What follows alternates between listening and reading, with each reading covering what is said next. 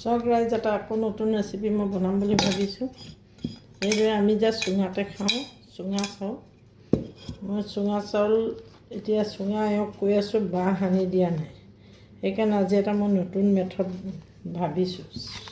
কেনেকুৱা হয় নাজানো, কিন্তু ভাবি এয়া বনাবলৈ লৈছোঁ। তোমালোকে কোনোবাই বনাই খাইছেনে ক'ব নোৱাৰোঁ, কিন্তু মই নতুন আজি বনাওঁ বুলি ওলাইছোঁ।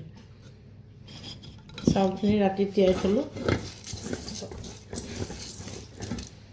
তিয়াই থৈ লৰালৰিকৈ এয়া এনেকৈ চুঙাটোত ভৰাই দিছোঁ।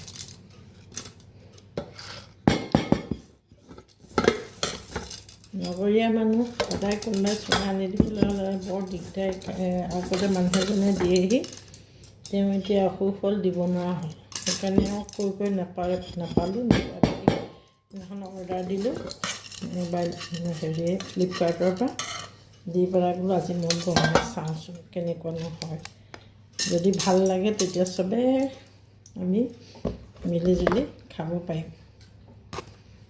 কিবা এটা বনাই নতুন এক্সপিৰিয়েঞ্চ কৰিও ভাল লাগে, হয়নে? চাউলকেইটা তিয়াই থ'লোঁ, আধা কেজি চাউল তিয়াই থৈছিলোঁ, নতুন বৰা চাউল, সেইকাৰণে নও খাইছোঁ আজি। আৰু নতুন বৰা চাউলখিনি এনেকৈ তিয়াই থ'লোঁ, 2-3 ঘণ্টামান তিয়াই থ'লেও হ'ব চাগে। মই মানে কি ৰাতিপুৱা সোনকালে বনাম বুলিয়ে চাউলখিনি ৰাতিয়ে তিয়াই থৈছিলোঁ। তাৰপিছতে এয়া দিলোঁ,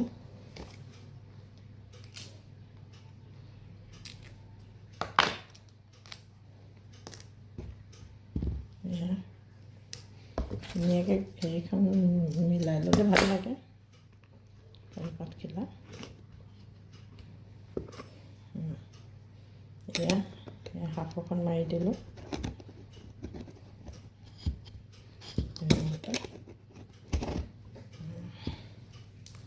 এতিয়া এইটো বলকচোন কি কৰিম আকৌ চাওক। এয়া গেছত তুলি দিলোঁ, পানী অলপ উতলাই ল'লোঁ, অলপ গৰম কৰি লৈছোঁ। লৈ এইটো এই গেছৰ যিটো মানে প্ৰেছাৰ কুকাৰ যিটো মাৰিডাল যে আছে হুইচেল দিয়া, সেইডালত লাহেকৈ সেইটো বহাই দিলোঁ। বহাই দি প্ৰায় 20-25 মিনিটৰ এখিনি বনাইছিলোঁ মই, 20 মিনিটমান লাগিলে। 20 নহ'লেও হ'ব চাগে, মই তথাপিও 20 মিনিটমান দিলোঁ।